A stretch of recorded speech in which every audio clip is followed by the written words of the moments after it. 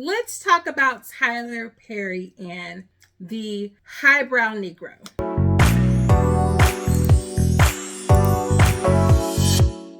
Hi guys, my name is Kwana. Welcome to Her Real Review, where I talk movies and television shows. And I have recently covered two films by Tyler Perry. February 2024's Netflix film entitled Copa, starring Kelly Rowland and Trevante Rhodes. And then 2024's June, I believe, film that came out on Amazon Prime entitled Divorce in Black, which starred Megan Good and Corey Hardrick.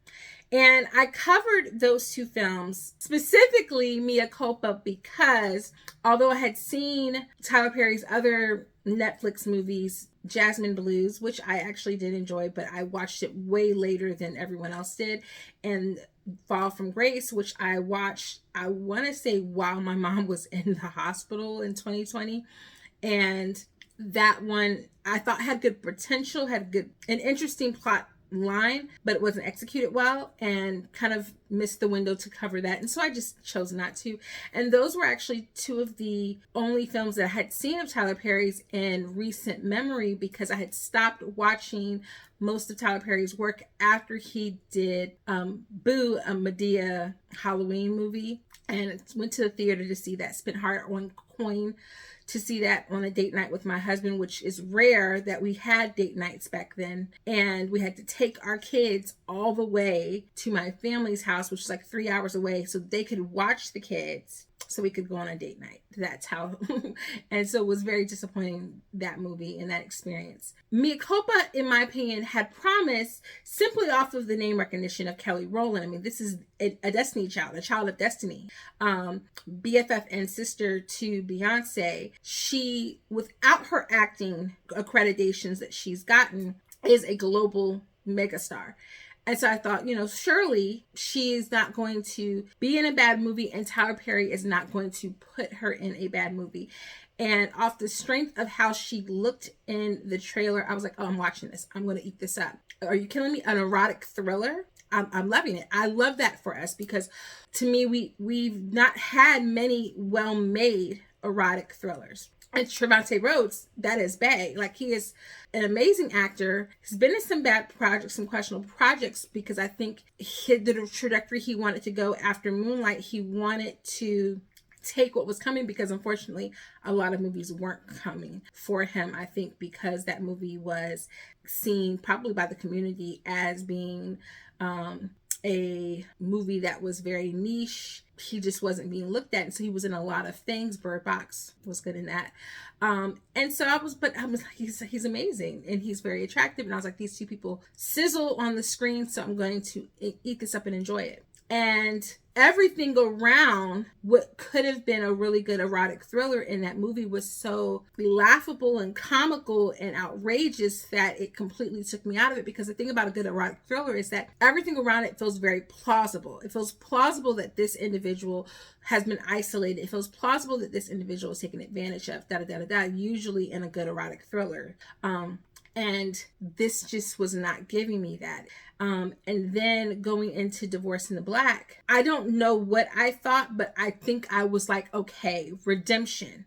Because like, make me eat my words. That's what I think I really wanted. I really wanted a make me eat my words type of moment. And then I saw Divorce in the Black, and it was already quite questionable for Megan Good and Corey. It's like really the cast, as I said in my video, my review of it, you've got these cast of actors who have been in good works on their own, but very ironically, most of them have recently been divorced. Some of them very messy main stage divorces, very questionable actions from some people, alignment with people who have had questionable past. And so I just thought, oh, they are taking it. This is going to be a good movie, because they are going to show the world Megan and Corey have something to say, and they're going to show the world. And Megan is so gorgeous, and it was just not a good movie. And it so saddens me that people who stan Tyler Perry, and I mean hardcore fans who, in his own words, write him letters and tell him what his movies have done for them, don't push back. And so I wanted to talk about his most recent remarks on the Kiki Palmer podcast because as a would-be film critic, someone who has joined the Film Critics Association and tries to do this and wants to do this potentially for a living, or at least as an add-on. And just as a Black woman, I took umbrage by the tonality of what he said more than what he said. And it just felt like someone on the defense. And it saddened me. And I want to just give a quick synopsis as to why. So if you think back, I am of an age where I remember Tyler Perry and the stage plays. I got saved and was in college, and that was a part of our life. Watching those stage plays was a part of our core Christian experience. You could watch those plays at church. If you remember the time of the bootleg stage plays, they would do things like put a woman who was supposed to be a tramp or a trollop in these knee-length skirts that were supposed to be like, oh, she's so short. The skirt it was just above the knee, but oh, it's so scandalous. And that was what was supposed to set off that she was scandalized. Or she would be in a tank top with no tummy showing at all, no midriff. Oh, she's so scandalous. Like that was the level, because he was catering to Christian audiences, but there was always a very strong Christian themed, loosely message around forgiveness and family, and it was messy. But they were taking from people's real life lived experiences, and so people could resonate with, I think, the dramaticism of it.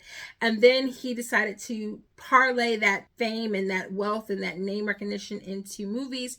And we ran to the theaters to support this man who was one of us, seemingly. And those first couple of movies, I think, were pretty good. I think Diary of a Mad Black Woman, though it absolutely has its outrageous moments and is more comedic than not, it has a stellar performance by Kimberly Elise. It, you had people like Maya Angelou in his movies and Cicely Tyson in his movies. And so those first movies, you had, Family Reunion with like the wedding, the wedding, Springtime in Paris wedding, Jennifer Lewis, and over the years, just the quality, and I think you cannot argue with the quality of the movies, with the money that he spends to put into the movies. And he may not have spent that much in the beginning, but maybe it was parlayed into favors for people and people networking. And that has now since declined. And it looks like his movies are being made on shoestring budgets. Mea Copa, I almost would guarantee you, I would be surprised to learn that Kelly Rowland's wardrobe in that movie came from Tyler Perry.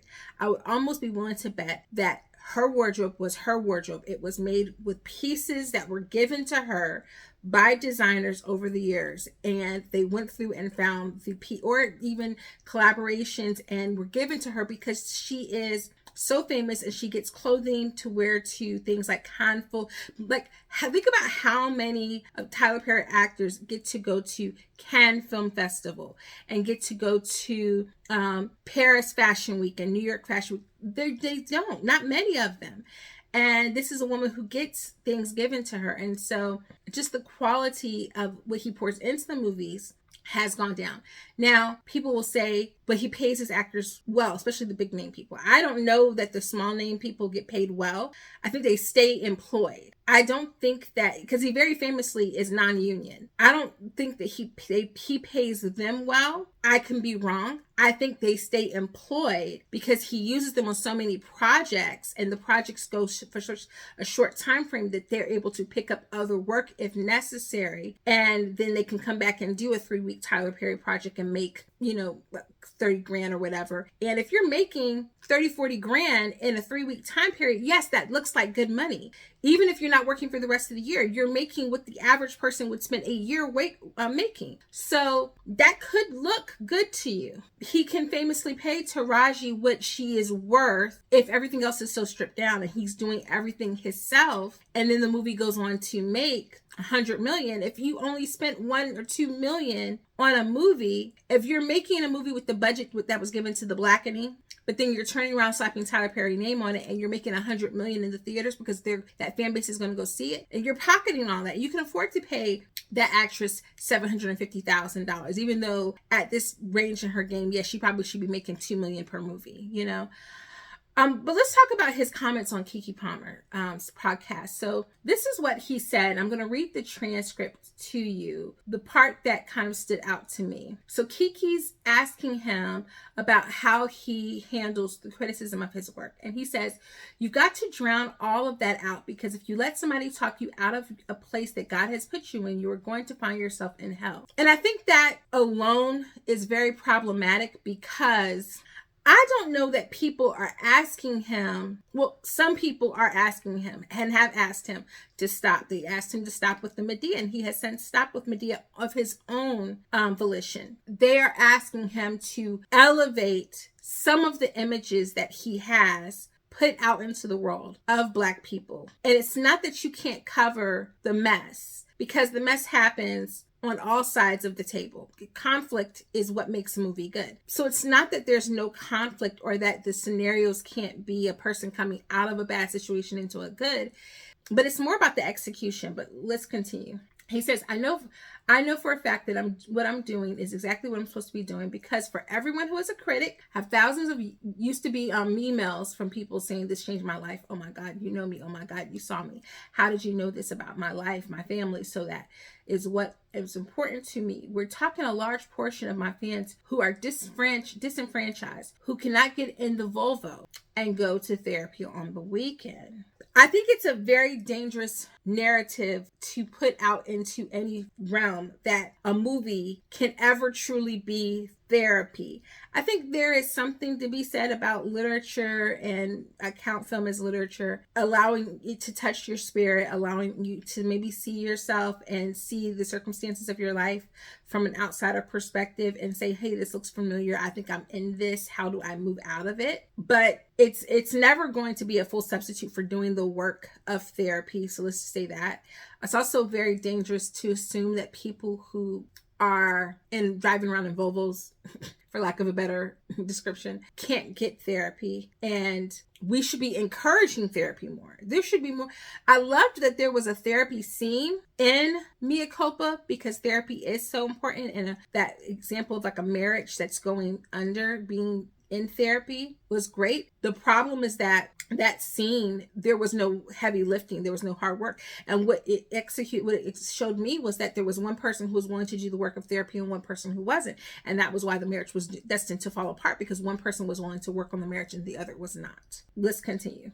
So you got this highbrow Negro. Let's stop there, because I think that is so dangerous. This is terminology of like a highbrow Negro. This, you know, he didn't say uppity, but it was giving very much uppity. And it's giving the rhetoric that white people used to have about Black people who had somehow moved outside of their deemed station in life. So to assume that someone has money or not have money, has experiences or no experiences, and that somehow they believe that they are above everyone else, I think is a dangerous rhetoric. And one could say, despite where Tyler Perry comes from, he's one of the wealthiest men in the world, certainly one of the wealthiest Black men in the world. Are you not yourself highbrow? Are you not knobbing elbows with the Duke and Duchess of Sussex? You know, are you not the godfather to their children? So how do you come from a stance of being in those social circles? You were hanging out with Oprah Winfrey, you are hanging out with B&J, and you are now talking about these other group of people that you believe being that they're better than you when they're offering criticism. To me, that is very problematic. You've got this highbrow Negro who is all up in the air with his nose up, looking at everything else. And then you've got people like me, like where I come from, and me, who are grinders, who really know what it's like, whose mothers were caregivers for white kids and were maids and housekeepers and all these beauticians that don't discount these people and say that their story doesn't matter. And I'm going to pause there, because to me, the criticism that most people levy against Tyler Perry isn't about the types of stories he tells, or even who is portrayed in those stories. I mean, if you look at most of his movies, they're not about those people. They're not about the people who are the grinders, the people who are the run-of-the-mill people. He has a couple in there. every once in a while, you've got the daddy's girls and the no good deed, and every once in a while, and I can do bad all by myself. Every once in a while, you will have Meet the Browns, where you have a character who is being portrayed as a lower to lower middle class individual. But most of the time, his movies are showcasing Black people who come from wealth or who have wealth and showing how they can escape their poor roots or their generational trauma.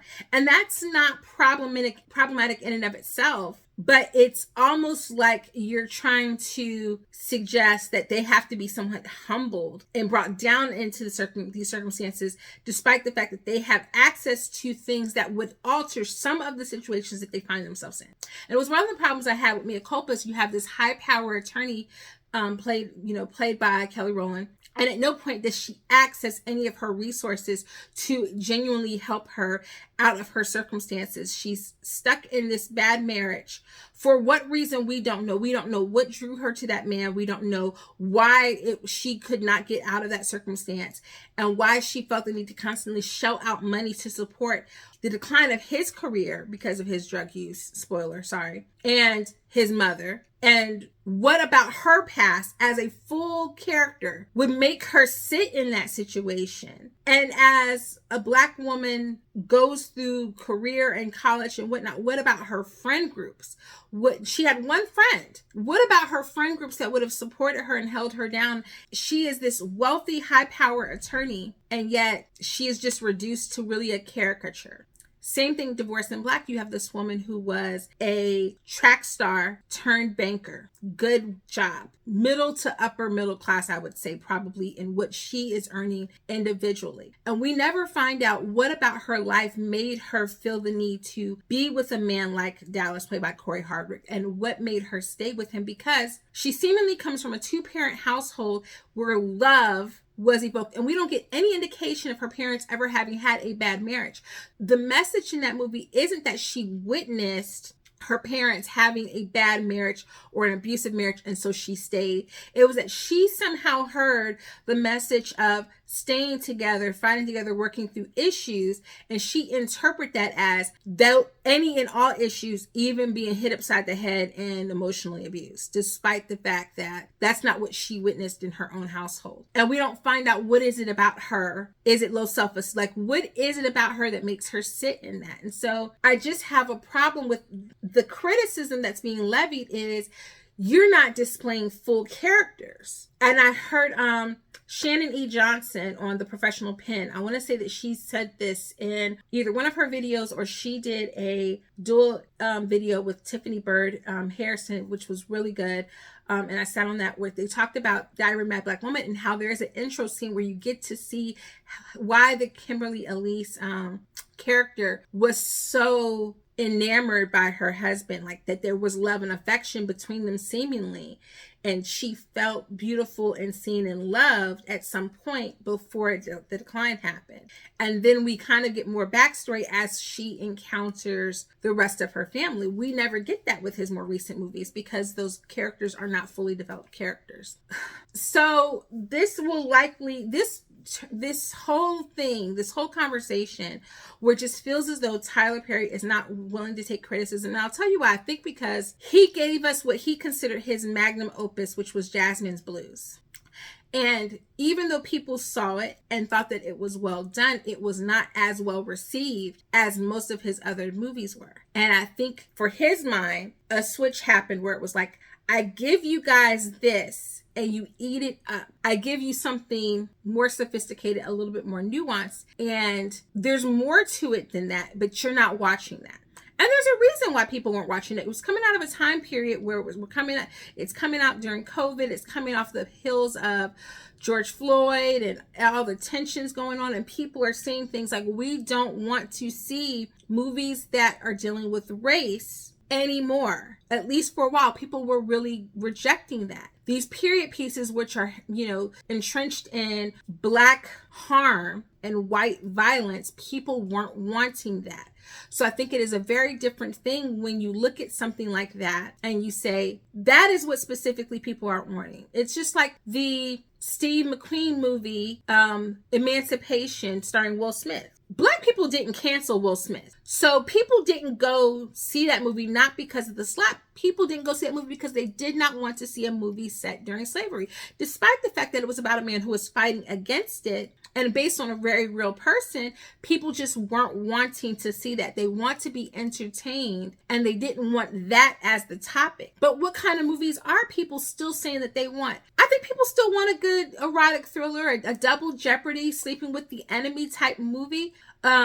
But they want it to be well made. They want the story to make sense. They want to see the fullness of the characters develop from beginning to end. They don't want to feel like these characters are just thrown in here and we're going to put them in a sexy situation and we're going to show Trevante Rhodes' buttocks and Kelly Rowland slathering around in paint, and people are going to want to see that and not have a critique about it. No, I don't think that's the case. I think people just want to see someone with the resources that he has pour more into the artistry of it so that you can have those type of pulpy movies that people will gravitate toward, but also we can stand beside you and feel proud of what you've done, what you've accomplished. To this day, Eve's Bayou is one of my all-time favorite movies and a true Black classic. Messy plot, salacious, scandalous. That movie is so well made, so well crafted. The dialogue is so juicy and good. And to see Megan Good and Debbie Morgan on screen together, I thought was going to be so satisfying. But the dialogue just wasn't there. The relationship wasn't there. Like nothing was there that I could even feel nostalgic for. So it's not to say that Tyler Perry has never made a good movie. I think he has had good bones and he's done movies that were better. But at this juncture in your career, if this is what we're getting, I think you're going to find that, yeah, you're going to not have more, you're going to stop having criticism. People either going to criticize you because they want the clicks, or they're just going to take a note like I plan to do and bow out and say, you know what? Obviously you don't want the criticism. You don't want the critique. You only want to feed the stands, truly the stands, and only give them what they want without internalizing the criticism and getting better at your artistry. And what I will say to you is this, Beyonce, people for years were clamoring for pop from her, and she gave pop. And I am Sasha Fierce, and most Beyonce fans' discography is low on the totem pole because what they like is when she gives into the artistry. My three favorite Beyonce projects are Renaissance, Cowboy Carter, and The Gift, because she leans so heavily into the artistry and she takes so much time. And she's a perfectionist anyway, but she takes so much time in her craft, and they feel so authentic to who she is at this stage of her life that she's in, where she's been working on these projects, that I love it. I eat it up. It's so good. I would like to see Tyler Perry making projects that feel like they're authentic to who he is. I don't know that this feels authentic to who he is, but it's what he's giving us. And a lot of people have called it Tubi quality, but I'm going to be giving a couple of reviews for two movies that I have recently seen on Tubi that had independent budgets that I thought were well done. And despite the budgets, they're obviously never going to compete with movies that get the budget that they fully need to see development from beginning to end. But I think that they were better than these last two offerings because what they gave effort and care. And that is all I would ask. But at this juncture, this highbrow Negro or Negress is going to bow out. And so this will likely, I hope I don't have to eat my words, but this will likely be the last Tyler Perry time I talk about Tyler Perry on my channel. But let me know in the comments what you thought about his comments, and I'll see you guys in the next video. Toodles.